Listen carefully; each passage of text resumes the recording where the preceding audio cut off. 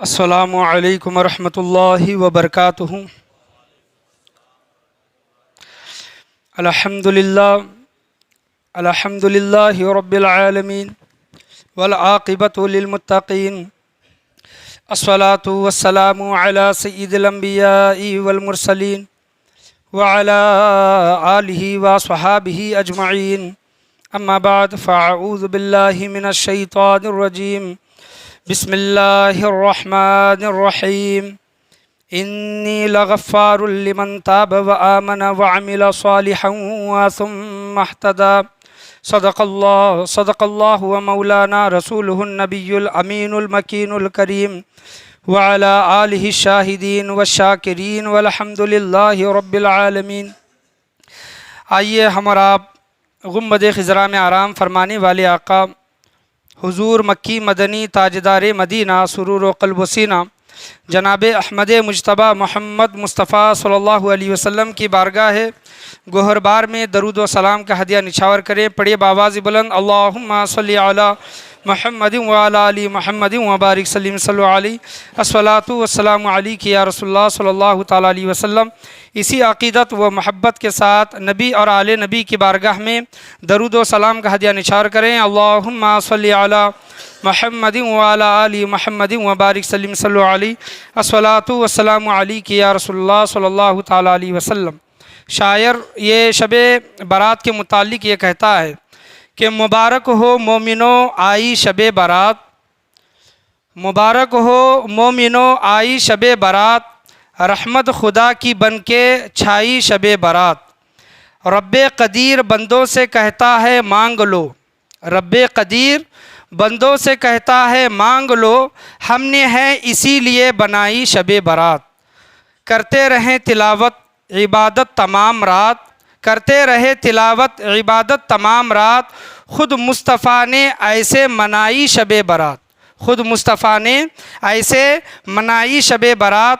سنت رسول کی ہے زیارت قبور کی، سنت رسول کی ہے زیارت قبور کی یعنی قبرستان کی، کیجئے ان کے حق میں بھلائی شب برات، یعنی مرے ہوئے لوگوں کے متعلق کیجئے کچھ ان کے حق میں بھلائی شب برات۔ تو یہ شب برات کے متعلق یہ اشعار میں نے آپ کے سامنے پیش کیے، اور آج میرے تقریر کا عنوان موضوع جو ہے فضائل شب برات پر ہے۔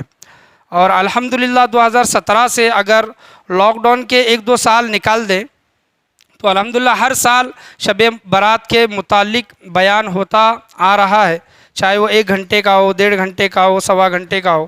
اور شب برات کے متعلق بہت سے احادیث کریمہ کے منانا ثابت ہے کہ نہیں، اور قبرستانوں کی زیارت کو شب برات کے دن جانا چاہیے کہ نہیں، بڑوں کی عید منانا ہے کہ نہیں، ایصال ثواب وغیرہ کرنا ہے کہ نہیں، یہ تمام چیزیں ہر سال میں بیان کرتا ہوں۔ تو اس سال میں ان موضوعات کو نہیں لوں گا، یعنی شب برات میں شب بیداری کرنا، یا پھر زیارت قبور کے لیے جانا، ان کے لیے دعائے مغفرت کرنا، یا پھر شب برات میں جاگنا حدیث سے ثابت ہے کہ نہیں، یہ تمام چیزیں ہو چکی ہیں۔ اگر کسی کو ذوق اور شوق ہے تو وہ بیانات وغیرہ جو گزرے ہوئے ہیں وہ دیکھ سکتے ہیں۔ قرآن کریم فرقان حمید میں اللہ تبارک و تعالیٰ نے فرمایا ہے، اور خطبے کے بعد میں نے اسی آیت کا شرف حاصل کیا۔ اللہ تبارک و تعالیٰ فرماتا ہے وَإِنِّي لَغَفَّارٌ لِمَن تَابَ وَآمَنَ وَعَمِلَ صَالِحًا ثُمَّ اهْتَدَىٰ۔ وَإِنِّي لَغَفَّارٌ لِمَن تَابَ وَآمَنَ وَعَمِلَ صَالِحًا ثُمَّ اهْتَدَىٰ۔ اللہ تبارک و تعالیٰ قرآن کریم فرقان حمید میں ارشاد فرماتا ہے میں اسے بخشنے والا ہوں، میں اسے وَإِنِّي لَغَفَّارٌ لِمَن تَابَ، میں اسے بخشنے والا ہوں جو توبہ کرے، جو توبہ کرے گا میں اسے بخش دوں گا۔ اور وَآمَنَ وَعَمِلَ صَالِحًا، اور ایمان لا کر اچھے کام کرے، وَآمَنَ ایمان لائے، وَعَمِلَ صَالِحًا ایمان لا کر اچھے کام کرے، ثُمَّ اهْتَدَىٰ اور پھر ٹھیک راہ پر چلے، ٹھیک راہ چلے۔ یعنی ایک بار انسان جب ایمان لے کر آتا ہے اور اللہ کی بارگاہ میں توبہ کرتا ہے، اور اللہ اس کے گناہوں کو معاف فرماتا ہے اور توبہ کو قبول کرتا ہے، اور توبہ کے بعد وہ انسان نیک اعمال کرتا ہے اور صحیح راستے پر چلتا ہے تو اللہ تبارک و تعالیٰ ایسے بندے کے متعلق کیا فرماتا ہے کہ میں اسے بخشنے والا ہوں، میں اس کی مغفرت فرمانے والا ہوں۔ پہلی شرط ایمان، دوسری شرط توبہ کرنا، توبہ ایسی کرنا سچے دل کے ساتھ کہ پھر وہ گناہ واپس نہ کرے، اور تیسری چیز اچھے کام کرے۔ توبہ قبول ہونے کی نشانیوں میں سے ایک نشانی کیا ہے کہ انسان کی زندگی بدل جاتی ہے، وہ گناہوں کو چھوڑ کر نیکیاں کرتا ہے۔ تو اللہ فرماتا ہے کہ اچھے کام کرے، اور اس کے بعد جب توبہ قبول ہو گئی، اچھے کام کرے تو ٹھیک راستے پر، صحیح راستے پر وہ انسان چلے۔ تو یہ ایک مسلمان کی پہچان ہے، اور ایک جس انسان کی توبہ قبول ہو، اللہ تبارک و تعالیٰ اس بندے کی توبہ قبول کرے تو وہ خود اپنے زندگی کا تجربہ لے، جائزہ لے کہ اللہ تبارک و تعالیٰ نے اس کی توبہ قبول کی ہے کہ نہیں۔ پھر بھی وہ گناہ کرتا ہے اور صحیح راستے پر نہیں چلتا تو یقین مانے اور یہ ایمان رکھیں، یہ جان کر چلے کہ شب برات کی رات میں بھی اللہ تبارک و تعالیٰ نے اس کی توبہ قبول نہیں کی اور اس کی بخشش و مغفرت نہیں کی۔ تو آج شب برات کے متعلق کچھ ایسے نکات میں آپ کے سامنے بیان کرنے کے لیے کھڑا ہوا ہوں جو پہلے کبھی ان شب برات کے موقع پر وہ موضوعات ریپیٹ نہیں ہوئے، اور میں موضوعات کو زیادہ تر ریپیٹ نہیں کر رہا۔ ایک بار جو بیان ہو چکا، ایک بار جو موضوع ہو چکا، تو دوسرا موضوع میں لینے کی کوشش کرتا ہوں۔ اور آج کی رات میں بھی کچھ ایسے چند واقعات اور چند موضوعات، کچھ ٹاپک کو لے کر جو ہمارے اندر غلط فہمیاں پیدا کرتی ہیں، بدعقیدگی پیدا کرتی ہیں، جو ہمارے اندر رائج ہیں، وہ دور ہونا بہت ضروری ہے۔ ایسے کچھ موضوعات کو لے کر بھی میں آپ کے سامنے انشاءاللہ عز و جل آج بیان کرنے کی کوشش کروں گا۔ حضور غوث اعظم رضی اللہ تعالیٰ عنہ شعبان مہینے کے متعلق، کیونکہ شعبان، یہ شب برات ہمیں شعبان کے مہینے میں ہی ملی ہے، تو شعبان کی عظمت بیان کرنے کے لیے، شعبان کی فضیلت بیان کرنے کے لیے کہ حضور غوث اعظم رضی اللہ تعالیٰ عنہ بیان کرتے ہیں کہ شعبان میں 5 لفظ ہیں، شین، عین، با، الف، نون۔ شین، عین، با، الف، نون، یہ 5 لفظ ہے۔ ان 5 لفظوں کو، ان لفظوں کے معنی حضور غوث اعظم رضی اللہ تعالیٰ عنہ بیان کرتے ہیں کہ شین سے شرف، شین سے شرف حاصل ہوتا ہے، شرف، اور شین کے بعد عین حرف آتا ہے، عین سے علو، انسان کو ایک بلند بالا مقام ملتا ہے علو عین سے، اور با سے بیرون، بیرون یعنی احسان و بھلائی کرنا، با سے بیرون احسان و بھلائی کرنا، الف سے الفت یعنی پیار و محبت بڑھتی ہے، اللہ تبارک و تعالیٰ سے نزدیکی بڑھتی ہے، الف سے الفت، اور نون سے، شعبان جو آخری لفظ ہے، نون سے نور، انسان کے اندر نور پیدا ہوتا ہے، نور۔ یہ 5 لفظ شعبان کے 5 لفظ حضور غوث اعظم رضی اللہ تعالیٰ عنہ نے اس کو بیان کیے کہ دیکھیں کہ علماء کرام، چاہے وہ علماء اہل سنت ہو، اہل حدیث ہو، اہل دیوبند ہو، جو کوئی مکتبہ فکر کے ہیں، وہ اپنے اپنے عقیدے سے شب برات کو کوئی جائز کہتا ہے، کوئی ناجائز کہتا ہے، اس کو مناتے بھی ہیں، شب برات کو مناتے بھی ہیں، کچھ لوگ نہیں مناتے۔ ان کی اپنی قسمت، ان کی اپنی تقدیر، ان کی اپنی تقدیر۔ وہ جو شعر پڑھتے ہیں نا، نور محفل پہ چادر تنی نور کی، نور محفل پہ چادر تنی نور کی، نور پھیلا ہوا آج کی رات میں، آج کی رات ہے۔ تو دیکھ سکتے ہیں کہ ہمارے مسجدیں بھی نور سے بھری ہوئی ہیں، اور ہماری مسجدیں کیا، اگر ہم دیکھیں گے تو ہمارے آج کی رات میں قبرستان بھی نور سے بھرے ہوئے ہیں، قبرستان میں بھی روشنی دکھائی دیتی ہے، مسجدوں میں بھی روشنی دکھائی دیتی ہے۔ کچھ مسجدیں ایسے ہیں جہاں پر اندھیرا ہی اندھیرا ہے، کچھ قبرستان ایسے ہیں جہاں پر اندھیرا ہی اندھیرا ہے، لیکن اہل سنت والجماعت کا یہ عقیدہ ہے کہ اللہ تبارک و تعالیٰ 15 شعبان کی رات میں نور اتارتا ہے زمین پر۔ اس وجہ سے آج ہمارے مسجدوں میں بھی نور ہے، ہم زندے ہیں، میں بول رہا ہوں، آپ سن رہے ہیں، ہمارے اندر بھی یہاں پر روشنی اور نور دکھائی دیتا ہے۔ اور ہم قبرستان میں بھی چلے جائیں تو وہاں پر بھی مردوں کو بھی، جو مرے ہوئے لوگ ہیں، وہاں پر بھی روشنی اور نور دکھائی دیتا ہے۔ تو اپنے اپنے قسمت کی بات ہے کہ اللہ تبارک و تعالیٰ نے جس کی قسمت میں جو لکھا وہ اس کو اس دنیا میں مل کر رہتا ہے۔ تو بہت سے لوگ اعتراضات کرتے ہیں اور شب برات کو یہاں تک کہتے ہیں کہ پوری رات جاگنا یا پھر دوسرے دن روزہ رکھنا یا پھر اتنے نمازیں نفل نمازیں اتنے رکعتیں پڑھنا یہ کمپلسری نہیں ہے، یہ ضروری نہیں ہے، چاہے تو انسان پڑھے چاہے تو چھوڑ دے، گنہگار نہیں ہوگا، یہ بعض لوگ یہ بیان کرتے ہیں۔ تو میں اور بدعت بھی، شب برات کو منانا بدعت بھی کہتے ہیں۔ تو دیکھیں کہ ایک انسان پورا سال بھر کبھی رات میں اللہ تبارک و تعالیٰ کی عبادت نہیں کرتا، سال بھر ایک چند گنے چنے موقع ملتے ہیں، شب معراج ہے، شب برات ہے، شب قدر ہے، سال کی 3 راتیں آپ پکڑ لیں تو اس میں بندہ تھوڑا رات میں تھوڑی دیر زیادہ اللہ کی بارگاہ میں عبادت کرتا ہے، مسجد میں آتا ہے، مسجدیں کھلی ہوتی ہیں، بیان ہوتا ہے، بیان کے بعد درود شریف کی محفل میلاد اور اللہ تبارک و تعالیٰ کی ذکر کی محفل یا پھر نمازیں وغیرہ ادا کرتا ہے۔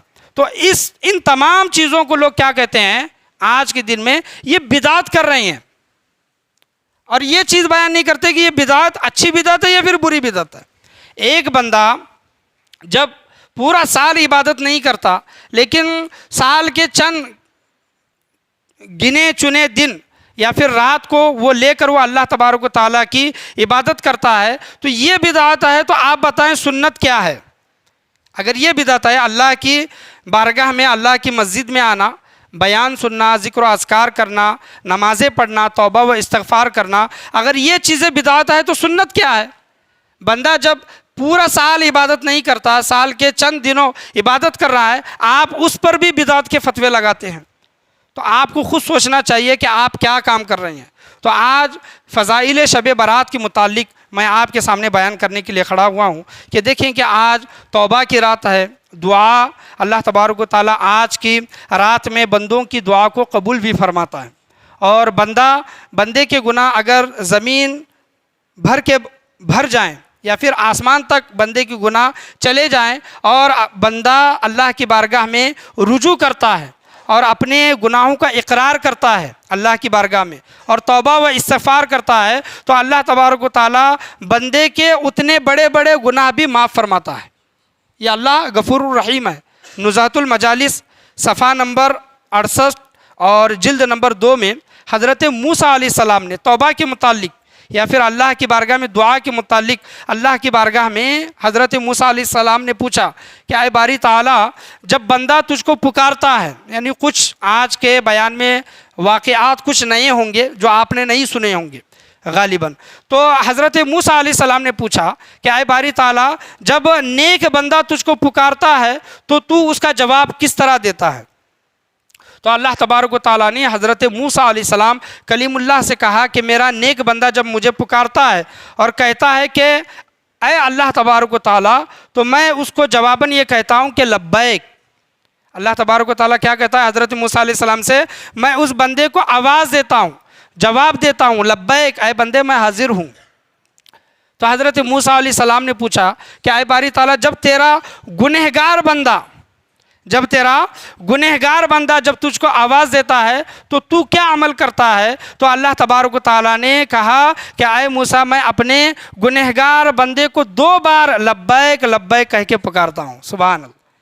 حضرت موسیٰ علیہ السلام کو تعجب ہوا، جب نیک انسان پکارے تو 1 بار جواب دے اور جب گنہگار انسان پکارے تو 2 بار جواب دے۔ تو حضرت موسیٰ علیہ السلام نے پوچھا کہ اے باری تعالیٰ، یہ کیا معاملہ ہے؟ تو اللہ تبارک و تعالیٰ نے ارشاد فرمایا حضرت موسیٰ علیہ السلام سے کہ اے میرے موسیٰ، جب میرا نیک بندہ مجھ کو پکارتا ہے تو اس کو اپنے نیکیوں پر بھروسہ ہوتا ہے۔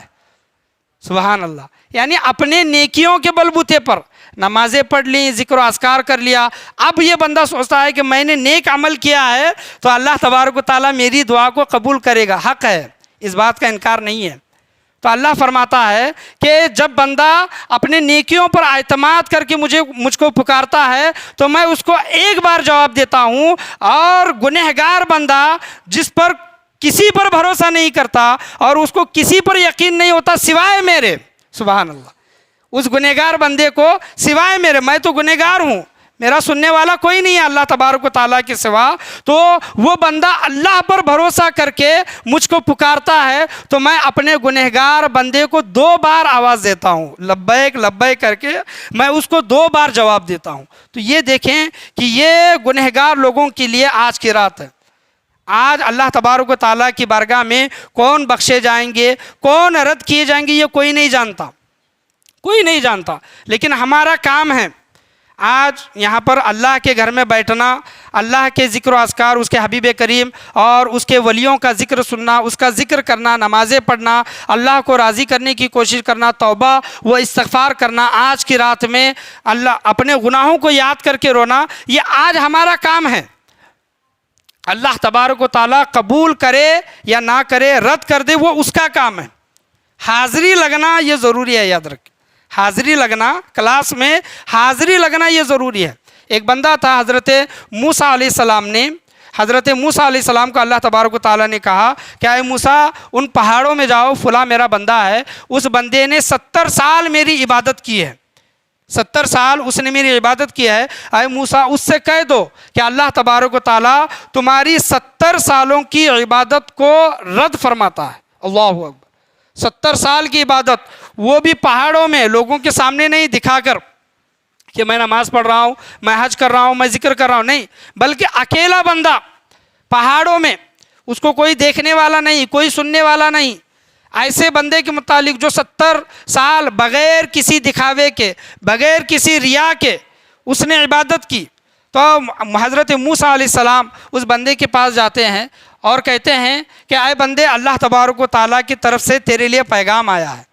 وہ بندہ جھوم اٹھتا ہے، خوش ہوتا ہے اور فوراً کھڑا ہو جاتا ہے، اور اللہ تبارک و تعالیٰ کا پیغام سننے کے لیے حضرت موسیٰ علیہ السلام سے پوچھتا ہے کہ اللہ تبارک و تعالیٰ نے میرے لیے کیا پیغام بھیجا ہے؟ تو حضرت موسیٰ علیہ السلام کہتے ہیں کہ اللہ تبارک و تعالیٰ نے تمہاری 70 سال کی عبادت کو رد فرما دیا ہے، نا مقبول کیا ہے۔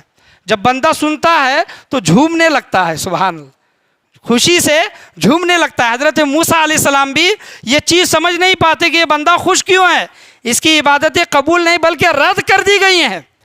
تو جب اس بندے سے پوچھتے ہیں کہ بندے تیری عبادتیں قبول نہیں بلکہ رد کی گئی ہیں، تو کیوں اتنا خوش ہو رہا ہے؟ تو وہ بندہ کہتا ہے کہ عبادت کرنا میرا کام ہے۔ سبحان اللہ، عبادت کرنا میرا کام ہے، قبول نہ کرنا یا پھر کرنا وہ اللہ تبارک و تعالیٰ کا کام ہے۔ بے شک اللہ تبارک و تعالیٰ نے میری عبادتوں کو رد فرما دیا، بے شک میں اللہ کے مقبول بندوں میں میرا شمار نہیں بلکہ نامقبول بندوں میں، یعنی اللہ تبارک و تعالیٰ کی فہرست میں میرا نام تو آ گیا۔ سبحان اللہ، اللہ تبارک و تعالیٰ نے رد فرمایا ہے ٹھیک ہے، لیکن اللہ کے فہرست میں میرا نام تو آ گیا۔ جب اللہ نے اس بندے کی اس ادا کو دیکھا تو اللہ تبارک و تعالیٰ حضرت موسیٰ علیہ السلام پر وہی فرماتا ہے اور کہتا ہے کہ اے موسیٰ اس بندے سے کہہ دے کہ ہم نے تمہاری 70 سال کی عبادت کو قبول فرمایا۔ سبحان اللہ۔ تو حاضری لگانا، حاضری دینا، حاضری لگانا یہ ہمارا کام ہے۔ قبول ہوگی یا پھر نہ ہوگی وہ اللہ تبارک و تعالیٰ پر چھوڑے۔ کوئی یہ بھی نہ یہ کہے کہ آج میری عبادت قبول ہو کے رہے گی، اور کوئی یہ بھی نہ کہے کہ آج میری عبادت قبول ہوگی کہ نہیں، یہ ایسا نہ کرے۔ خوف اور امید، اللہ تبارک و تعالیٰ سے خوف بھی رکھے، امید بھی رکھے، اور اللہ تبارک و تعالیٰ کی رحمت سے زیادہ یہ امید رکھے کہ اللہ تبارک و تعالیٰ میری عبادت کو قبول کرنے والا۔ یہ اگر امید رکھیں گے اللہ تبارک و تعالیٰ سے، جیسا حسن ظن رکھیں گے اللہ تبارک و تعالیٰ ہمارے ساتھ ویسا معاملہ کرے گا۔ دیکھیں کہ میں آپ کے سامنے بیان کروں، جو لوگ حاضر نہیں ہیں میں ان کی بات نہیں کر رہا، لیکن جو حاضر ہے ان کی بات میں کر رہا ہوں کہ دیکھیں کہ ایک مجرم ہوتا ہے، مجرم، اور مجرم کے گناہ بھی پیش کیے جاتے ہیں، یعنی ثابت ہو چکے ہوتے ہیں کہ مجرم نے ایسے ایسے گناہ کیے ہیں، اور وہ مجرم اپنے گناہوں کا اقرار بھی کرتا ہے، قبول بھی کرتا ہے کہ میں نے گناہ کیے ہیں۔ ایک مثال کے طور پر میں آپ کے سامنے یہ بات بیان کر رہا ہوں، ہو سکتا ہے کہ یہ میری مثال کی کوئی اختلاف بھی کر سکتا ہے کہ یہ مثال صحیح نہیں ہے، لیکن آپ کو سمجھ میں آئے ایسی مثالیں میں ضرور پیش کروں گا۔ تو مجرم کی جب گناہ جب سامنے آ جاتے ہیں اور پیش ہوتے ہیں اور اس کو وہ قبول بھی کرتا ہے، اور وہ جج صاحب کے سامنے رو کر گڑ گڑا کر معافی مانگتا ہے کہ جج صاحب میں نے گناہ کیے ہیں اور لہٰذا میرے بال بچے ہیں، بیوی ہیں، میرے گھر دار ہیں، ذمہ داری ہے، لہٰذا میرے گناہوں کو معاف کر دے، میں اگلی بار گناہ نہیں کروں گا۔ تو ہو سکتا ہے کہ جج کا دل نرم ہو جائے اور جج اس کو معاف کر دے۔ کیا کر دے؟ جج اس کو معاف کر دے۔ اور ایک بندہ ایسا ہے کہ جس کے گناہ پیش ہوئے ہیں لیکن وہ مجرم ہی حاضر نہیں ہے، یعنی جگہ پر مجرم ہی نہیں ہے۔ ہوتا ہے نا کہ فلاں انسان کے گناہ پیش ہوتے ہیں اور مجرم کو کٹگرے میں بلانے کی کوشش کی جاتی ہے، مجرم نہیں ہوتا تو جج اپنے حساب سے فیصلہ سنا دیتا ہے، کیونکہ جب وہ بندہ حاضر نہیں ہے جج اپنے مرضی سے من مطابق وہ فیصلہ سنا سکتا ہے۔ یہ ایک مثالی بات، دنیا کی بات میں آپ کے سامنے بیان کر رہا ہوں کہ شب برات ہم بھی گنہگار لوگ ہیں، چھوٹے ہوں یا پھر بڑے ہوں، ہم سے بھی گناہ ہوتے ہیں، اور آج اللہ کی بارگاہ میں ہمیں حاضر ہونا ہے اور اللہ کی بارگاہ میں ہمیں اپنے گناہوں کا اقرار کرنا ہے کہ کچھ ایسے بھی گناہ ہیں کہ ہم نے لوگوں کو دکھا کر کیے ہیں، کچھ ایسے بھی گناہ ہیں کہ بند کمرے میں کیے ہیں، تنہائی میں کیے ہیں، لیکن اللہ تبارک و تعالیٰ تو بہتر جاننے والا ہے نا۔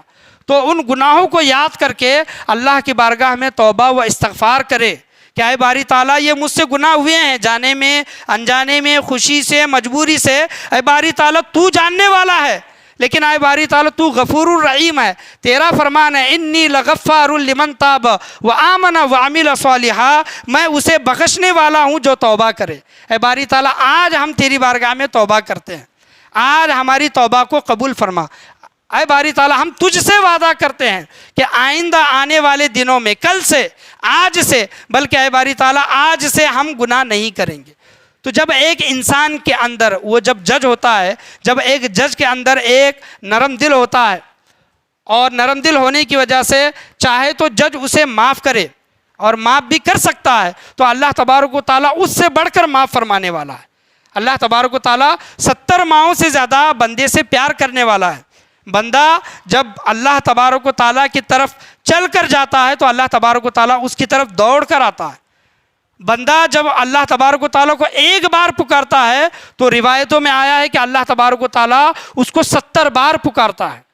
تو یہ اللہ تبارک و تعالیٰ کا معاملہ ہے۔ بندہ جب زمین پر اللہ تبارک و تعالیٰ کا ذکر کرتا ہے تو اللہ تبارک و تعالیٰ اس بندے کا ذکر فرشتوں کے سامنے کرتا ہے۔ سبحان اللہ، فاذکرونی اذکرکم، تم میرا ذکر کرو میں تمہارا ذکر کروں گا، یہ اللہ تبارک و تعالیٰ کا فرمانا ہے۔ آج اللہ کا ذکر ہو رہا ہے تو ہمارا ذکر اللہ تبارک و تعالیٰ کی بارگاہ میں فرشتوں کے سامنے اللہ تبارک و تعالیٰ ہمارا ذکر فرما رہا ہے۔ یہ قرآن کی روح سے میں نے آپ کے سامنے بیان کیا۔ تو اللہ کی رحمت بہت بڑی ہے، آپ اس کو لمیٹڈ نہ جانیں، بلکہ یہ نہ سوچیں کہ میں نے اتنا بڑا گناہ کیا ہے، کیا پتہ اللہ تبارک و تعالیٰ معاف کرے گا کہ نہیں، یہ سوچ نہ رکھیں۔ آپ کا کتنا ہی بڑا گناہ کیوں نہ ہو، اگر آپ کے دل میں شرمندگی پیدا ہو گئی اور آپ نے سچے دل کے ساتھ اللہ تبارک و تعالیٰ کی بارگاہ میں توبہ و استغفار کی تو اللہ تبارک و تعالیٰ آپ کے اتنے بڑے گناہ کو بھی معاف فرمانے والا ہے۔ لیکن شرط یہ ہے کہ سچی اور پکی توبہ کی جائے۔ ایک بندے تھے اللہ تبارک و تعالیٰ کے، غالباً ان کی عمر 80 سے 90 سال تھی، اور وہ ہر سال حج کو جاتے تھے، اور ہر سال حج کے موقع پر کعبے کے سامنے کھڑے ہو کر وہ بزرگ 80-90 سالہ عمر تھی، ہاتھ اٹھا کر اللہ تبارک و تعالیٰ کی بارگاہ میں دعا کرتے تھے کہ لبیک اللہم لبیک، لبیک اللہم لبیک، اے باری تعالیٰ میں حاضر ہوں، اے باری تعالیٰ میں حاضر ہوں۔ تو اللہ کی بارگاہ سے آواز آتی۔ ایک چیز یہاں پر یاد رکھیں کہ میں اپنے بیانوں میں یہ چیز جو بیان کرتا ہوں کہ اللہ کی بارگاہ سے آواز آئی، اللہ تبارک و تعالیٰ نے ارشاد فرمایا، اس سے مراد ڈائریکٹ اللہ تبارک و تعالیٰ اس بندے سے بات نہیں کرتا، یاد رکھیں۔ اللہ تبارک و تعالیٰ جس بندے سے ڈائریکٹلی بات کر لے یا پھر فرشتوں کے ذریعے بات کر لے تو وہ بندہ نبی ہو جاتا ہے، وہ بندہ کیا ہو جاتا ہے؟ نبی۔ لیکن اللہ تبارک و تعالیٰ کے فرشتے اللہ تبارک و تعالیٰ کے حکم سے اس بندے تک وہ پیغام پہنچاتے ہیں۔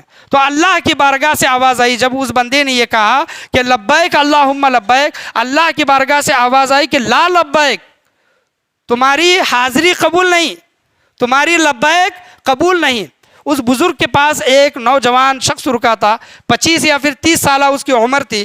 وہ شخص بھی اللہ تبارک و تعالیٰ کے اس آواز کو سنا، اس فرشتے کے آواز کو سنا، اور اس 90 سالہ بزرگ سے اس نے کہا کہ آپ لبیک کہہ رہے ہیں اور آواز آ رہی ہے لا لبیک. تو وہ بزرگ کہتے ہیں کہ یہ آواز تو میں اللہ کی بارگاہ سے ہر سال 70 سال میں نے یہ آواز سنی ہے، ہر سال یہ آواز سنتا ہوں لا لبیک، یہ ہر سال میں سن رہا ہوں، 70 سالوں سے یہ معاملہ چل رہا ہے. تو وہ نوجوان انسان پھر پریشان ہوتا ہے اور کہتا ہے کہ جب آپ 70 سالوں سے لا لبیک سن رہے ہیں، اللہ کی بارگاہ سے آپ رد ہو رہی ہیں، پھر بھی یہاں پر آتے ہیں، پھر بھی اس بارگاہ میں آتے ہیں.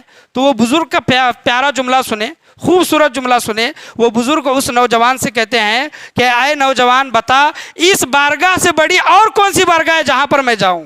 اللہ اکبر. اس بارگاہ سے بڑی، اللہ کی بارگاہ سے بڑی اور کون سی بارگاہ ہے جہاں پر میں جاؤں؟ میں چاہے رد کیا جاؤں یا پھر قبول کیا جاؤں، آنا میرا کام ہے، قبول کرنا یا پھر نہ کرنا اس کا کام ہے. سبحان اللہ. تو اللہ تبارک و تعالیٰ کی بارگاہ سے پھر آواز آتی ہے کہ اے بندے، ہم نے تمہارے لبیک کو قبول کیا، بلکہ 70 سال تم نے جو حاضری دی اس حاضری کو بھی قبول کیا، اور تمہارے صدقے میں دوسرے لوگوں کے حج کو بھی قبول فرمایا. سبحان اللہ. جب ایک بندہ اللہ کی بارگاہ میں جھک کر آتا ہے اور اپنے آپ کو پیش کرتا ہے، اپنے گناہوں کو پیش کرتا ہے، تو اللہ تبارک و تعالیٰ اس بندے کے ذریعے دوسرے لوگوں کے گناہوں کو بھی معاف فرماتا ہے، اور نیک عمل کو اللہ تبارک و تعالیٰ اپنی بارگاہ میں قبول فرماتا ہے. سبحان اللہ. تو اللہ کی بارگاہ میں آج بخشش و مغفرت کی رات ہے، مقبولیت کی رات ہے. تو آج آپ جتنا ہو سکے، میں یہ نہیں کہتا کہ آپ پوری رات جاگے یا پھر پوری رات نمازیں پڑھتے رہیں، آپ کا جتنا دل چاہے، یعنی آپ کی طبیعت جتنا آپ کا ساتھ دے، آپ اتنا ذکر و اذکار اور نمازیں پڑھنے کی کوشش کریں. بہت سے لوگوں کا یہ بھی خیال ہے، یہ خیال میں دور کرنا چاہوں، بہت سے لوگ یہ بھی سوچتے ہیں کہ پوری رات عبادت کرنا بہت ضروری ہے، اگر نہیں کریں گے تو گنہگار ہوں گے. ایسا نہیں ہے، یاد رکھیں. آپ کی طبیعت جب تک آپ کا ساتھ دیتی ہے آپ عبادت کریں. جب آپ کو بیزاری آئے، جب آپ کو بیزار آنا شروع ہو، تب آپ عبادت بند کر سکتے ہیں. بیزاری کے ساتھ عبادت کرنے کا حکم نہیں ہے، یاد رکھیں. جب آپ کو بہت تکلیف ہو رہی ہے، اس تکلیف کے ساتھ بھی آپ عبادت کر رہے ہیں. آپ کی عبادت میں جتنی دیر آپ کا دل لگے، آپ نے اتنی دیر عبادت کی، وہی عبادت آپ کے لیے کافی ہے. بہت سے بندے ایسے ہیں جو رات بھر بیٹھتے ہیں، ان کو کچھ بھی نہیں ہوتا، کیونکہ ان کو روز کی عادت ہوتی ہے. وہ رات بھر ایسے گزارتے ہیں جیسے کوئی گھنٹہ بھر گزار رہے ہیں. اور بہت سے لوگ، ہمارے جیسے لوگ، سال میں 3 رات جاگنے والے 1 گھنٹہ 2 گھنٹہ جاگتے ہیں، پھر ہمیں بیزاریں آنا شروع ہوتی ہے. تو ہم کیا کرتے ہیں؟ مجبوراً ہم وہ عبادت کرنا شروع کرتے ہیں. تو مجبوری کے ساتھ، بیزاری کے ساتھ عبادت نہ کریں. چاہے تو آپ کچھ دیر تسبیح پڑھ لیں، قرآن پڑھ لیں، نماز پڑھ لیں، الگ الگ عبادت کریں، اور ایسی عبادت کریں جس میں آپ کا دل لگے، آپ کو بیزاری نہ آئے. آپ یہ طریقہ بھی اپنا سکتے ہیں، لیکن بیزاری کے ساتھ عبادت کرنا یہ منع ہے، یہ علماء کرام نے منع فرمایا. میں نے آپ سے کہا تھا کہ شب برات کی رات میں ایسے کچھ موضوعات ہیں جس کی اصلاح ہونا بہت ضروری ہے. اور آج شب برات کی رات میں ہم آج بیٹھے ہیں تو کچھ اچھی چیزیں، کچھ اصلاح کی باتیں آج ہم خود بھی لے کر جائیں گے، اور وہ اصلاح کی باتیں دوسرے لوگوں تک پہنچائیں گے. آج شب برات جو چل رہی ہے، شب برات شروع ہونے سے پہلے ایک میسیجز چلتے رہتے ہیں. بہت سے لوگ میسیج کرتے ہیں، تو برائے کرم وہ برا نہ مانے، میں کسی ایک کو ٹارگٹ کر کے وہ بات بیان نہیں کر رہا، بلکہ یہ ہر ایک کے لیے ہے. تو میسیج کیا چلتا ہے کہ آج شب برات ہے، اور آج کی رات میں نے آپ کا اگر دل دکھایا ہے، آپ کو تکلیف دی ہے، تو برائے کرم مجھے معاف کریں، برائے کرم مجھے معاف کریں. تو معافی مانگنا یہ اچھی بات ہے، یاد رکھیں. معافی مانگنا اچھی بات ہے، اور معاف کرنے والا بھی اچھا ہے. یہ حضور صلی اللہ علیہ وسلم نے فرمایا ہے، یہ اس میں کوئی دو رائے نہیں ہے. معافی مانگنا چاہیے، لیکن ہم اس سے بھی معافی مانگ رہے ہیں جس کا ہم نے دل نہیں دکھایا ہے. ہم اس سے بھی معافی مانگ رہے ہیں جس کو ہم جانتے بھی نہیں. یعنی گروپ میں ڈال دیے، وہ میسیجز گروپ میں ڈال دیے، تو 2-4 لوگ پہچان کے ہوتے ہیں، باقی لوگ پہچان کے نہیں ہوتے. وہ میسیج جو ہم ڈال رہے ہیں وہ ہمارا خود کا ٹائپ کیا ہوا یا پھر خود کا بنایا ہوا نہیں، کاپی پیسٹ، یعنی کسی نے ہم کو ڈالا اور ہم نے دوسرے کو بھیجا. تو یہ چل رہا ہے. تو اس میں جو معافی جو مانگنا ہوتا ہے، اور معافی مانگنے سے جو انسان کے اندر ایک محبت پیدا ہوتی ہے، وہ پیدا نہیں ہوگی. علماء کرام یہاں تک بیان کرتے ہیں کہ آپ موبائل کے ذریعے معافی کے میسیجز وغیرہ بھیج رہے ہیں، آپ نے وہ میسیج خود نہیں لکھا، دوسرے کا بھیجا ہوا میسج آپ نے دوسرے کو بھیج دیا، تو اس سے بہتر ہے کہ آپ جس کو میسج بھیج رہے ہیں، میسج بھیجنے سے بہتر ہے آپ اس کو کال کر لیں، فون کر لیں، اور فون کر کے یہ بات کہیں کہ بھائی میں نے فلاں وقت میں تم کو برا کہا تھا، تم کو گالی دی تھی، تم کو مارا تھا، تمہارے بارے میں غیبت کی تھی، تم کو تکلیف دی تھی، میں نے اپنے باتوں سے تمہارا دل دکھایا تھا، لہٰذا بھائی مجھے معاف کر دے۔ فون کے ذریعے اس سے معافی مانگ لے، یہ بہترین طریقہ ہے۔ فون کے ذریعے معافی نہیں مانگ سکتے تو اس سے جا کر ملاقات کر کے معافی مانگے، تو یہ چیز نہیں ہوتی۔ فون کرنا ہم سے نہیں ہوتا، ملاقات کرنا ہم سے نہیں ہوتا، میسج ہم 200 کیا 2000 لوگوں کو بھیج دیں گے۔ تو شیطان ان چیزوں سے روکتا ہے، فون کرنے سے روکتا ہے اور ملاقات کر کے معافی مانگنے سے روکتا ہے۔ ایسے بہت سے لوگ ہوں گے جس سے ہماری زبانوں سے بہت سے لوگوں کے دل دکھے ہوں گے، کون کون ہے وہ دیکھیں، اور آج کی رات آپ جن لوگوں کو راضی کر سکتے ہیں ان کو راضی کر لیں۔ یہ کیا طریقہ ہے کہ میسج بھیج دیا، کوئی دیکھا یا پھر نہ دیکھا، معافی مانگنا ہمارا کام ہے، دیکھا نہیں دیکھا وہ اس کا کام ہے، یہ طریقہ صحیح نہیں ہے، یاد رکھیں۔ یہ آج تو موبائل کا زمانہ ہے، ٹیکنالوجی کا زمانہ ہے، ہم میسج وغیرہ ایک میسج 2-4 ہزار لوگوں کو ایک ساتھ بھیج سکتے ہیں، لیکن آپ جب موبائل نہیں تھا تو پچھلے زمانوں کا آپ طریقہ دیکھ لیں۔ کیا بزرگان دین نے کسی کتاب میں یہ لکھا ہے کہ شب برات کے دن آپ ایک چوراہے میں، آپ ایک محلے میں ایک پرچی لٹکا دیں کہ بھائی لوگ جو جو یہاں سے گزریں گے مجھے معاف کرتے چلو؟ کسی بزرگ نے کتاب میں لکھا ہے۔ تو یہی معاملہ ہو رہا ہے کہ ایک جو معافی شب برات میں، معافی کی بہت بڑی اہمیت ہے اللہ تبارک و تعالیٰ کی نظر میں۔ جو معاف کرتا ہے تو اللہ تبارک و تعالیٰ بھی اس بندے کو معاف کرتا ہے، جو دوسرے بندوں پر رحم کرتا ہے تو اللہ تبارک و تعالیٰ بھی اس بندے پر رحم کرتا ہے۔ تو معافی مانگنے کا طریقہ اچھا ہے، آپ معافی مانگے، لیکن یہ جو موبائل وغیرہ سے جو میسج بھیج کر اور ہم یہ سمجھتے ہیں کہ ہم نے حق ادا کیا، تو یہ حق ادا آپ کا نہیں ہوا، یاد رکھیں۔ آپ ان لوگوں کو راضی کرے کہ آپ کی ذات کی وجہ سے اس انسان کو تکلیف ہوئی ہے، دل دکھا ہے، اس انسان سے آپ جا کر معافی مانگے یا پھر موبائل سے فون کر کے معافی مانگے، اس میں ایک تڑپ دکھائی دیتی ہے، اور انسان جو سامنے والا انسان ہوگا فون کرنے کی وجہ سے یا پھر ملاقات کرنے کی وجہ سے بے شک وہ آپ کو معاف کرے گا۔ اور آپ نے میسج بھیج دیا اور آپ نے یہ سوچا کہ فلاں انسان مجھے معاف کرے گا، تو اس پر میسج بھیجنے کا کوئی اثر نہیں پڑے گا، یاد رکھیں۔ وہ بھی میسج، آپ کا میسج وہ دوسرے لوگوں تک پہنچا دے گا۔ تو آج کی رات میں اللہ تبارک و تعالیٰ ہمیں جو چاہے اگر ہم اللہ کی بارگاہ میں مانگے تو وہ اللہ تبارک و تعالیٰ ہمیں عطا فرمانے والا ہے۔ اور اللہ کی بارگاہ میں آج کی رات میں جو بندہ مانگتا ہے اور اس کو نہیں ملتا، تو آپ یہ بھی سوچیں کہ اللہ تبارک و تعالیٰ نے مجھے فلاں چیز نہیں دی میرے اتنے مانگنے کے بعد بھی، تو جان لے کہ اللہ تبارک و تعالیٰ کی اس میں کچھ نہ کچھ حکمت ہے، کچھ نہ کچھ اس میں راز ہے۔ ایک موسیٰ علیہ السلام کا واقعہ، 3 لوگ تھے، ایک فیملی تھی، 3 لوگ، ماں باپ اور ایک بیٹا، بہت غریب تھے اور بدن پر ایک ہی کپڑا تھا ان کا، تینوں کے بدن پر ایک ہی کپڑا، دوسرا کپڑا نہیں تھا۔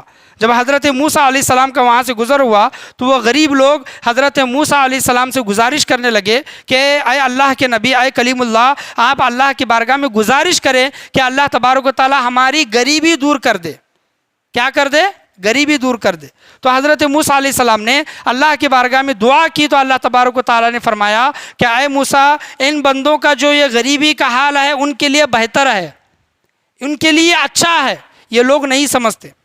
تو حضرت موسیٰ علیہ السلام نے اللہ کا پیغام ان غریب لوگوں کو بتایا تو وہ غریب لوگ کہنے لگے کہ ہم نے آپ سے اس وجہ سے درخواست کی تھی تاکہ آپ اللہ کی بارگاہ میں مقبول ہیں، اگر آپ اللہ کی بارگاہ میں دعا کریں گے تو آپ کی دعا کے ذریعے ہمارے زندگی کو اللہ تبارک و تعالیٰ بدل دے گا، تو لہٰذا آپ اور ایک مرتبہ دعا کریں۔ تو حضرت موسیٰ علیہ السلام اللہ کی بارگاہ میں رو کر گڑ گڑا کر ضد کر کے اللہ تبارک و تعالیٰ کی بارگاہ میں دعا قبول فرمائی، اور اللہ تبارک و تعالیٰ نے حضرت موسیٰ علیہ السلام کی دعا کو قبول کی اور کہا کہ اے موسیٰ، یہ جو 3 لوگ ہیں میں ان کو 3 دعائیں دیتا ہوں، سبحان اللہ، ان کو 3 دعائیں دیتا ہوں، یہ جو کچھ مانگیں گے میں ان کو عطا کروں گا، سبحان اللہ۔ 3 دعائیں، وہ بھی ایسی دعائیں کچھ بھی مانگو، چاہے تو بادشاہیت مانگ سکتے ہیں، بادشاہ بن سکتے ہیں، چاہے تو پوری دنیا کی دولت مانگ سکتے ہیں، پوری دنیا کی حکومت مانگ سکتے ہیں، ایسی دعا ان کو ملی کہ جو کچھ تم مانگو تمہاری دعا قبول ہوگی۔ تو حضرت موسیٰ علیہ السلام نے کہا کہ اللہ تبارک و تعالیٰ نے تمہارے لیے 3 دعائیں دی ہیں، جو تم دنیا میں مانگو گے اللہ تبارک و تعالیٰ تمہیں عطا فرمائے گا۔ تو وہ خوش ہوئے، اور وہ شخص، وہ آدمی کیا کہنے لگا کہ میں غسل کر کے آتا ہوں، ندی کے قریب تھے وہ رہنے کو، میں غسل کر کے آتا ہوں، تب تک تم انتظار کرو، ہم ایک ساتھ اللہ کی بارگاہ میں دعا مانگیں گے، ایک دولت مانگے گا، ایک پیسہ مانگے گا، ایک حکومت، گھر وغیرہ جو کچھ بھی ہے، ایک ایک کر کے دعا مانگیں گے۔ تو وہ انسان غسل کرنے کے لیے ندی کو گیا، تو عورت بے صبری ہوتی ہے، عورت کے اندر صبر نہیں ہوتا، تو وہ عورت فوراً اللہ کی بارگاہ میں ہاتھ اٹھا کر دعا کی کہ اے باری تعالیٰ مجھے دنیا کی سب سے خوبصورت عورت بنا، دنیا کی سب سے خوبصورت لڑکی اور عورت بنا۔ تو اللہ تبارک و تعالیٰ نے اس کی دعا کو قبول کی، وہ دنیا کی سب سے زیادہ حسین و جمیل لڑکی بنی، عورت بنی، اور وہ جس ملک کا بادشاہ تھا اس ملک کے بادشاہ کا بیٹا وہاں سے گزر رہا تھا، اور گزرتے گزرتے اس لڑکی کو دیکھا اور دیکھتے ہی اس پر فدا ہو گیا اور کہنے لگا کہ اتنی حسین و جمیل میں نے اب تک کوئی لڑکی نہیں دیکھی، تو لہٰذا اس نے اس کو قید کر کے اپنے محل میں لے جانے لگا۔ تو جب مرد غسل سے فارغ ہو کر جب واپس آیا اور اپنے بیٹے سے پوچھا کہ تمہاری ماں کہاں ہے، تو اس بیٹے نے کہا کہ ماں نے دعا مانگی خوبصورت ہونے کی، جب وہ خوبصورت ہو گئی تو بادشاہ کا لڑکا اس کو لے کر چلا گیا۔ تو وہ شوہر مرد جو تھا غضب میں آیا، غصے میں آیا، اور غصے کی حالت میں اس نے اللہ کی بارگاہ میں اپنی دعا کا استعمال کیا، جو اس کو دعا ملی تھی، اللہ کی بارگاہ میں دعا کی کہ اے باری تعالیٰ اس نے خوبصورت ہونے کی دعا مانگی ہے، اے باری تعالیٰ میں دعا کرتا ہوں اس کو خنزیر بنا، اس کو سور بنا۔ آدھا دھڑ اس کا سور کا اور آدھا دھڑ اس کا عورت کا بن گیا۔ جب وہ لڑکا محل میں لے کر اس کو پہنچا اور جب اس عورت کو دیکھا کہ وہ عورت خنزیر بن گئی ہے، سور بن گئی ہے، تو اس کو محل سے باہر پھینک دیا۔ وہ عورت پھر اپنے شوہر کے پاس آئی، روتی ہوئی، گڑ گڑاتی ہوئی، اور صرف ایک دعا لڑکے کے پاس بچی تھی۔ تو باپ ہو یا پھر ماں ہو، دونوں نے گزارش کی کہ اے بیٹا تو اپنے ماں کے لیے دعا کر کہ تمہاری ماں پہلے کی جیسی ہو جائے۔ اس لڑکے نے اللہ کی بارگاہ میں دعا کی کہ اے باری تعالیٰ میری ماں پہلے جیسی تھی ویسی ہو جائے۔ تو وہ عورت پہلے جیسی ہو گئی، اور تینوں کی تینوں دعائیں ضائع ہو گئی، ختم ہو گئی، یعنی تینوں دعاؤں کا انہوں نے صحیح سے استعمال نہیں کیا۔ جب دوسرے دن حضرت موسیٰ علیہ السلام وہاں سے گزرے تو ان لوگوں کو ویسی حالت میں دیکھا جو پہلے حالت میں تھے، ایک ہی کپڑے میں، غریبی کی حالت میں۔ تو حضرت موسیٰ علیہ السلام نے پوچھا کہ تم نے دعا نہیں مانگی؟ تو انہوں نے پورا واقعہ بیان کیا کہ ایسا ایسا معاملہ ہوا کر کے۔ تو اللہ تبارک و تعالیٰ نے فرمایا کہ اے موسیٰ میں پہلے ہی کہہ رہا تھا کہ یہ جو لوگ جس حالت میں ہیں اس حالت میں اچھے ہیں، اس حالت میں یہ حالت ان کی اچھی ہے، اور ہوتا بھی یہ ہے، یاد رکھیں کہ ہم بہت کچھ اللہ کی بارگاہ میں مانگنے کی کوشش کرتے ہیں، کہ میں فلاں ہو جاؤں، میں بڑا بن جاؤں، مجھے اتنا مل جائے، اتنا مل جائے، اتنی جائیداد مل جائے، ہمیں نہیں ملتی۔ یاد رکھیں کہ اس میں اللہ تبارک و تعالیٰ کی مرضی ہوتی ہے، اور اللہ تبارک و تعالیٰ وہ دینا نہیں چاہتا، بندے کا اسی میں بھلا ہوتا ہے، یاد رکھیں۔ مثال کے طور پر میں ایک آپ کے سامنے چیز بیان کروں کہ ایک بچہ ہے اور ماں روٹی بنا رہی ہے، چولہے پر روٹی بنا رہی ہے، اور اس چولہے کی آگ کو، اس انگارے کو دیکھ کر وہ بچہ کیا کرتا ہے، اس کو وہ اچھا لگتا ہے، آنچ آگ ہو یا پھر وہ انگارہ ہو، لال کلر کا چمکتا ہوا اس کو دکھتا ہے تو اس کو اچھا لگتا ہے، بچہ اس کو چھونے کی کوشش کرتا ہے، لیکن ماں اس کے نزدیک جانے نہیں دیتی۔ ماں جانتی ہے کہ اگر اس کو یہ چھو لے گا یا پھر لے لے گا تو میرے بچے کو نقصان پہنچے گا۔ تو ایسا معاملہ اللہ تبارک و تعالیٰ کا ہے کہ اللہ تبارک و تعالیٰ کچھ بندوں کو کچھ چیزیں عطا نہیں کرتا، اس میں اللہ تبارک و تعالیٰ کی حکمت ہوتی ہے۔ پھر بھی بندہ ضد کر کے وہ چیز مانگ لے اور اللہ تبارک و تعالیٰ اس چیز کو قبول کر لے تو وہ بندہ اس کے بعد میں انجام اس کے دیکھتا ہے، اس کے فسادات وہ بندہ دیکھتا ہے۔ آپ دیکھیں کہ آپ اپنے بچے کو کچھ چیز کھلا رہے ہیں نا، تو کھلاتے کھلاتے اس میں مرچی آ گئی یا پھر کڑی پتہ وغیرہ کچھ آ گیا، تو وہ چیز ہم اپنے بچے کو نہیں کھلاتے۔ جو چیز فائدے کی ہے اتنی ہی چیز اپنے بچے کو کھلاتے ہیں، باقی کی چیزیں کیوں نہیں کھلاتے؟ ہم یہ جانتے ہیں کہ ہمارے اس بچے کے لیے وہ چیزیں ضروری نہیں ہیں، فائدے کی نہیں ہے۔ تو اللہ تبارک و تعالیٰ کا معاملہ بھی ایسا ہے کہ اللہ تبارک و تعالیٰ بندوں کو کچھ چیزیں کسی کو عطا کر رہا ہے تو اللہ کی حکمت، بندوں کو کچھ چیزیں عطا نہیں کر رہا ہے۔ مثال کے طور پر کسی کو دولت نہیں مل رہی، محنت کرنے کے بعد اولاد نہیں مل رہی، یا پھر جو منصب وہ پانا چاہتا وہ منصب نہیں مل رہا، تو اللہ تبارک و تعالیٰ کی حکمت ہے، اللہ تبارک و تعالیٰ کی حکمت میں اللہ کی رضا میں راضی رہنے کی کوشش کرو۔ تم زیادہ جستجو حل من مزید، یعنی زیادہ جستجو کرنے کی کوشش کرو گے، تباہ و برباد ہو جاؤ گے۔ شاعر کہتا ہے کہ نہ عروج اچھا ہے نہ زوال اچھا ہے، نہ عروج بھی اچھا نہیں نہ زوال بھی اچھا نہیں، نہ عروج اچھا ہے نہ زوال اچھا ہے، خدا جس حال میں رکھے وہ حال اچھا ہے، خدا جس حال میں رکھے وہ حال اچھا ہے۔ ایک بندہ تھا اللہ تبارک و تعالیٰ کی بارگاہ میں، اس نے 300 سال عبادت کی۔ اللہ تبارک و تعالیٰ کی رحمت کے متعلق میں یہ چیز آپ کے سامنے بیان کر رہا ہوں کہ اس نے 300 سال اس نے عبادت کی۔ جب وہ اللہ کی بارگاہ میں حساب و کتاب کے دن جب وہ پہنچے گا اور اللہ تبارک و تعالیٰ فرشتوں کو حکم دے گا کہ اس بندے کو میرے فضل سے، میری رحمت سے اس بندے کو جنت میں داخل کرو، تو وہ بندہ عرض گزار ہوگا کہ اے باری تعالیٰ میں نے 300 سال تیری عبادت کی بغیر کسی ریا کے، بغیر کسی دکھاوے کے، باری تعالیٰ تو میری عبادت کے بدلے جنت میں داخل نہیں کر رہا بلکہ اپنے فضل، اپنے رحمت سے داخل کر رہا ہے۔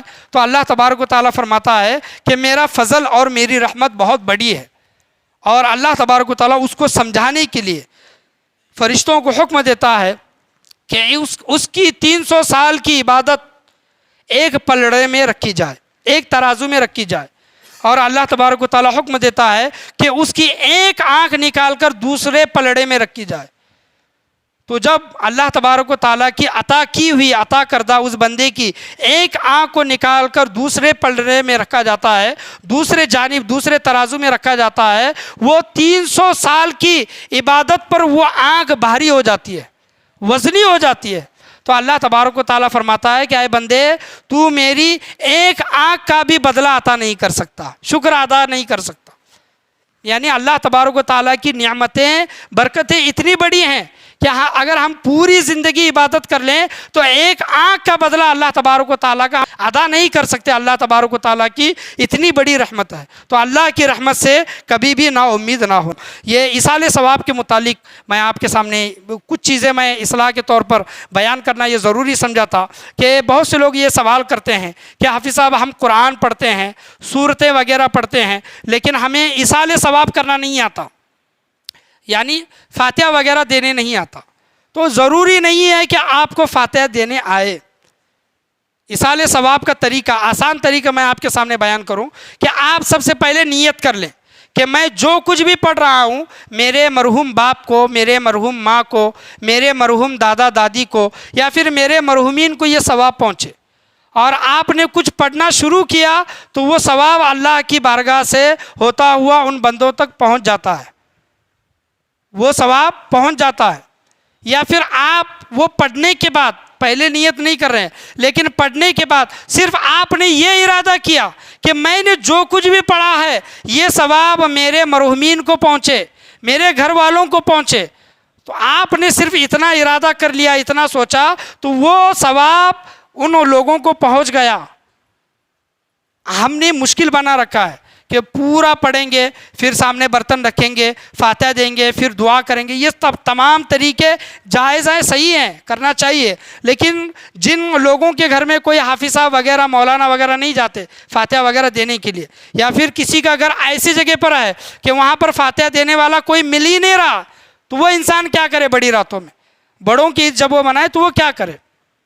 تو جو کچھ بھی ہم پڑھ رہے ہیں اگر ہم دل میں ارادہ کر لیں کہ یہ ثواب ہمارے مرحومین کو پہنچے تو آپ کے پڑھنے کے ساتھ ساتھ ہی وہ ثواب ان کو پہنچ جاتا ہے۔ یاد رکھیں، یہ طریقہ آپ اپنا سکتے ہیں۔ اور یہ جو فاتحہ دینے وغیرہ کا جو طریقہ ہے، سامنے برتن رکھ کر، پانی رکھ کر جو فاتحہ دیتے ہیں، یہ بھی بہترین طریقہ ہے۔ اس میں تمام ولیوں کو، تمام نبیوں کو، تمام صحابہ کو وہ ثواب پہنچتا ہے، اور اپنے مرحومین کے لیے بھی وہ ثواب پہنچتا ہے۔ لیکن یہ تمام چیزیں اگر ہمیں پڑھنے کے لیے نہیں آتی تو ہم صرف یہ نیت کر لیں کہ ہم نے جو کچھ بھی پڑھا ہے ہمارے مرحومین کو یہ ثواب پہنچ۔ تو اللہ تبارک و تعالیٰ جس کو جو عطا کر رہا ہے اللہ کے عطا میں راضی رہنے کی کوشش کریں، اور یاد رکھیں کہ اللہ تبارک و تعالیٰ نے ہمیں کچھ چیزیں نہیں دی ہیں تو اس میں کوئی نہ کوئی راز ہے۔ ایک واقعہ میں آپ کے سامنے بیان کروں کہ دو فرشتوں نے ایک کافر کی روح اور ایک مومن کی روح قبض کی. وہ روح قبض کر کے آسمانوں کی طرف لے جانے لگے تو دونوں فرشتوں کے درمیان بات چیت ہوئی. بات چیت کیا ہوئی؟ ایک فرشتے نے کہا جس نے کافر کی روح نکالی تھی، اور دوسرے فرشتے نے کہا جس نے مسلمان مومن کی روح نکالی تھی. ان دونوں فرشتوں نے کہا کہ آج عجب معاملہ ہوا. کہ پہلے نے پوچھا کہ کیا ہوا، تو کافر کی روح نکالنے والا فرشتے نے کہا کہ کافر کی یہ تمنا تھی، کافر کے دل میں یہ تمنا تھی کہ میں مرنے سے پہلے مچھلی کھاؤں. کیا کھاؤں؟ مچھلی. اور اس وقت مچھلی کا سیزن وغیرہ نہیں چل رہا تھا، اور وہ بندہ جہاں پر تھا سمندر سینکڑوں میل دور تھا.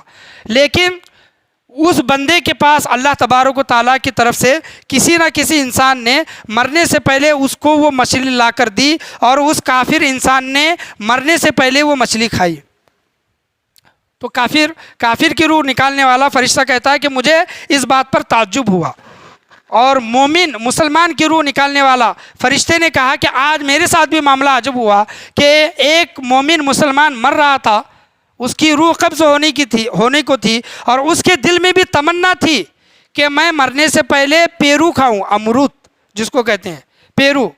اور پیرو کا درخت اس کے آنگن میں تھا.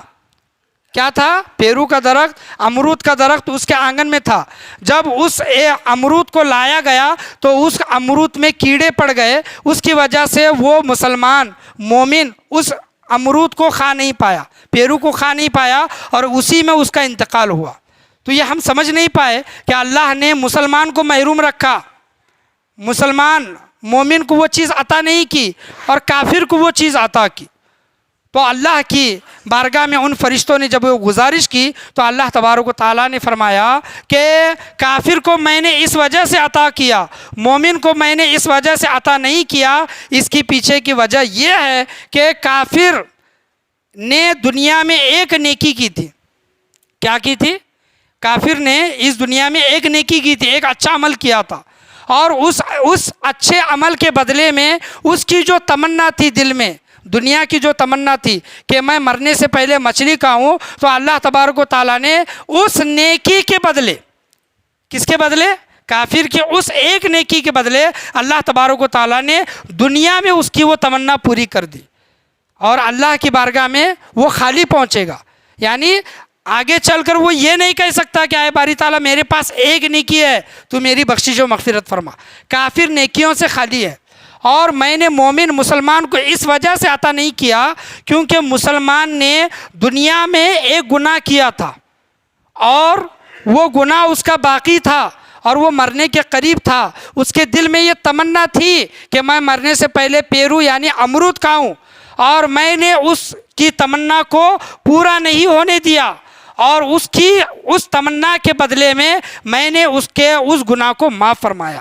سبحان اللہ. اس کا وہ جو گناہ تھا نا، ایک گناہ، میں نے اس گناہ کو معاف فرمایا. اب وہ جب میری بارگاہ میں پہنچے گا پاک اور صاف ہو کر پہنچے گا، اس کے نامہ اعمال میں کچھ بھی گناہ نہیں ہوگا.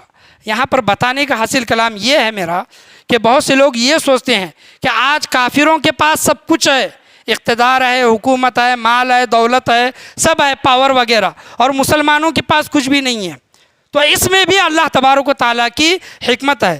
اور ایک انسان کو، مسلمانوں کو دنیا میں کچھ نہیں مل رہا ہے، اس کا مطلب آپ یہ سوچ لیں اور آپ اس پر اگر صبر کریں گے تو اللہ تبارک و تعالیٰ دنیا کے بدلے آپ کو آخرت میں عطا کرے گا. جو چیز آپ کو دنیا میں نہیں ملی وہ چیز آپ کو آخرت میں ملے گی، اور جو چیز کافر کو دنیا میں مل رہی ہے وہ چیز کافر کو آخرت میں نہیں ملے گی. بہت سے لوگ یہ سوال کرتے ہیں اور اعتراضات بھی کرتے ہیں. میں آپ سے پہلے ہی کہا تھا کہ کچھ چیزوں کا اصلاح ہونا بہت ضروری ہے.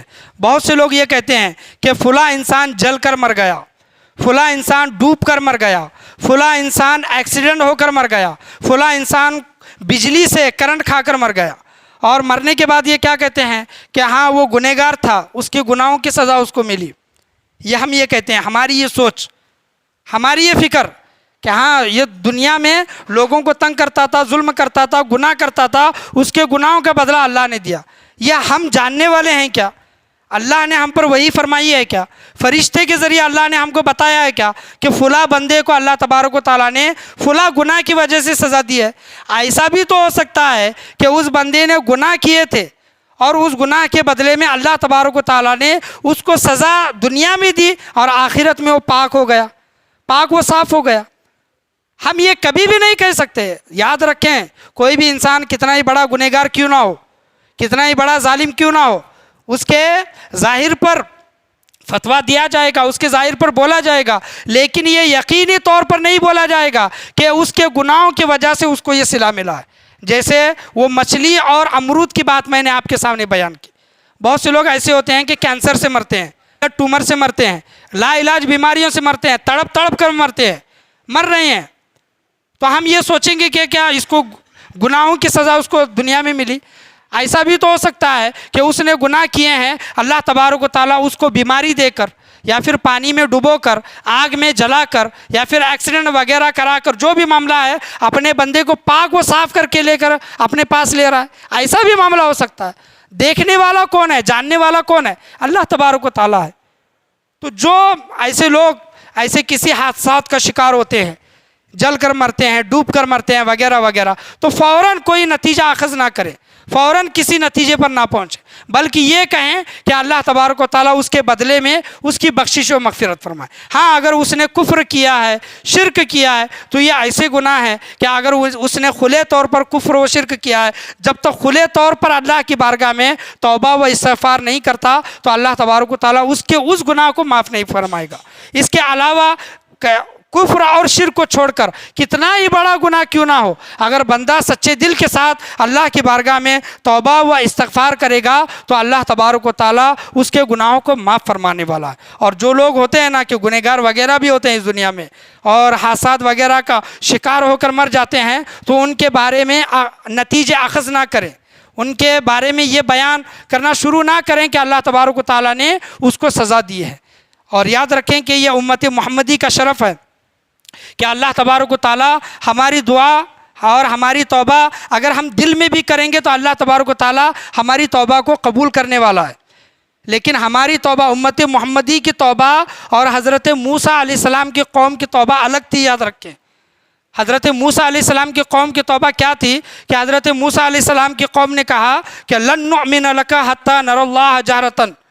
حضرت موسیٰ علیہ السلام سے حضرت موسیٰ علیہ السلام کی قوم نے کہا کہ ہم ہرگز تم پر ایمان نہیں لائیں گے جب تک ہم اللہ تبارک و تعالیٰ کو اس دنیا میں ہم سر کے آنکھوں سے نہیں دیکھ لیتے۔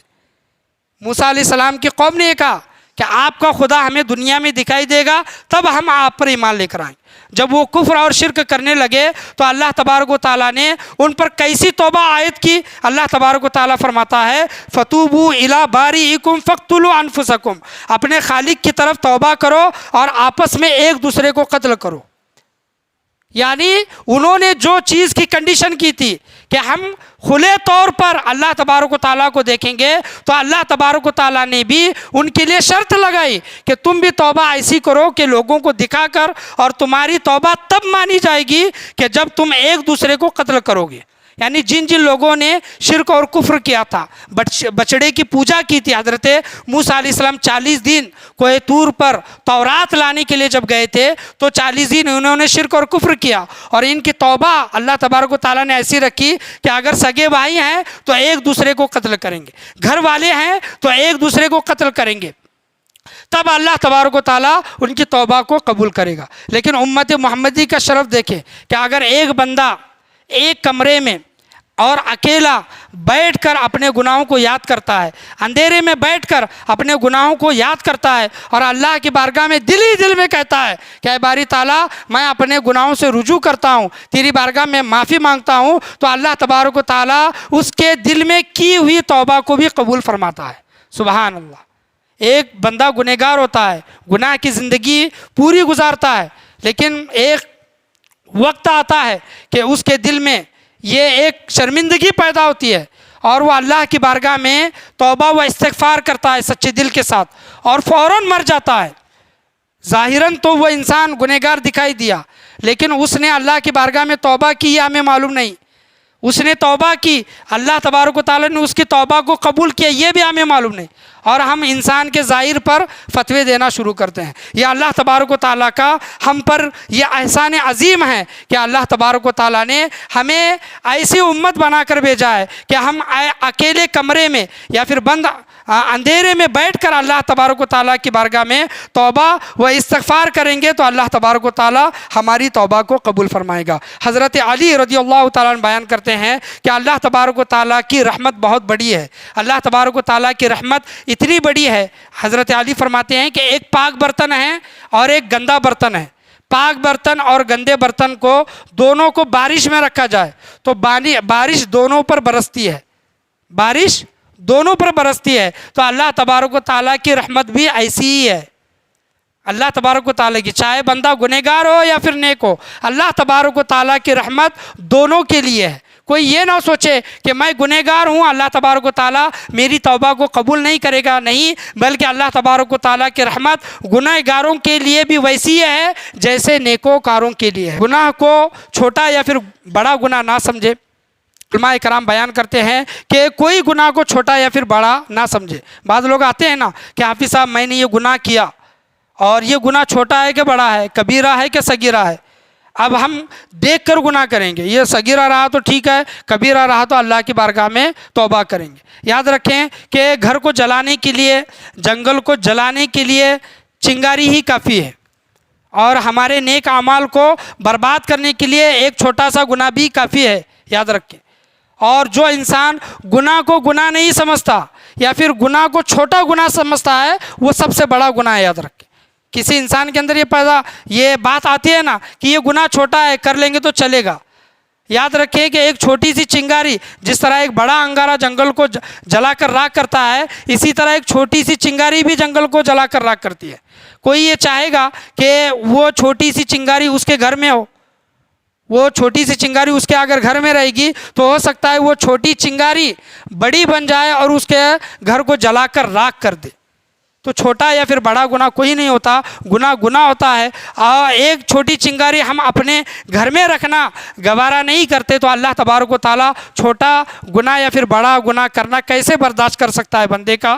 تو بندہ ہمیشہ اللہ کی بارگاہ میں توبہ و استغفار کرے۔ یاد رکھیں کہ یہ ہم گناہ کو چھوٹا چھوٹا سمجھ کر پہلے چھوٹے چھوٹے گناہ کرتے ہیں، چھوٹے چھوٹے گناہ سے بعد میں بڑے گناہ کرتے ہیں۔ مثال کے طور پر راستے سے ہم چل رہے ہیں اور ہمارا نیا قمیض ہے، نیا کپڑا ہے اور کیچڑ اڑ رہا ہے تو ہم نئے کپڑے کو بچانے کی کوشش کرتے ہیں، اور زیادہ دھبے لگ جائیں تو اس دامن کو چھوڑ دیتے ہیں کہ کتنے لگتے ہیں لگے۔ تو گناہ کا معاملہ بھی ایسا ہے، پہلے ایک گناہ کرتا ہے، گناہ سے توبہ کی، معافی مانگی تو ٹھیک، اور گناہ کرتا ہی چلا گیا تو چھوٹے چھوٹے گناہ سے وہ بڑے گناہ تک پہنچتا ہے اور اللہ کی بارگاہ میں نامقبول وہ بن جاتا ہے۔ اللہ کی بارگاہ میں دعا ہے اللہ تبارک و تعالی ہم تمام لوگوں کو بولنے سننے سے زیادہ عمل کی توفیق عطا فرمائے۔ اللہ تبارک و تعالیٰ کا قرآن مجید فرقان حمید میں فرمان ہے، انی لغفار لمن تاب وآمن وعمل صالحا ثم اہتدی، میں اسے بخشنے والا ہوں جو توبہ کرے اور ایمان لا کر اچھے کام کرے اور پھر ٹھیک راہ چلے۔ ایسے لوگوں کے لیے اللہ تبارک و تعالیٰ بخشش و مغفرت کی بشارت اللہ تبارک و تعالیٰ قرآن مجید فرقان حمید میں سناتا ہے۔ اور یہ آیت جو میں نے آپ کے سامنے شروع میں بھی پڑھی اور ابھی بھی پڑھی، اللہ تبارک و تعالیٰ اس آیت کے متعلق کتابوں میں آیا ہے کہ یہ آیت حضرت آدم علیہ السلام کی خلقت سے پہلے، حضرت آدم علیہ السلام کو بنانے سے پہلے عرش پر یہ آیت لکھی ہوئی تھی، یہ قرآن کی آیت، انی لغفار لمن تاب وآمن وعمل صالحا ثم اہتدی۔ یہ آیت حضرت آدم علیہ السلام کے بننے سے پہلے عرش پر یہ آیت لکھی ہوئی تھی۔ اس دعا ہے اللہ تبارک و تعالیٰ ہم تمام لوگوں کو بولنے سننے سے زیادہ عمل کی توفیق عطا فرمائے۔ آج دعا والی، اللہ کو راضی کرنے والی، مقبول ہونے والی، توبہ کو قبول کرنے والی آج کی رات ہے۔ آج کی رات میں اللہ کو راضی کرنے کی اللہ تبارک و تعالیٰ ہم تمام لوگوں کو توفیق و رفیق عطا فرمائے۔ آج کے بیان میں، آج کے درس میں، بولنے میں، سننے میں، سمجھنے میں یا پھر سمجھانے میں کسی بھی قسم کی غلطی، کمی بیشی، کوتاہی، خامی ہوئی ہو، بھول چوک ہوئی ہو، اللہ تبارک و تعالیٰ ہم تمام لوگوں کو معاف عطا فرمائے۔ آج کے بیان میں جو بھی چیزیں اصلاح کے طور پر بولی گئی ہیں اللہ تبارک و تعالیٰ سننے سے زیادہ اس پر عمل کرنے کی توفیق عطا فرمائے۔ لا الہ الا اللہ محمد الرسول اللہ صلی اللہ تعالیٰ علیہ وسلم، وآخر دعوانا ان الحمد للہ۔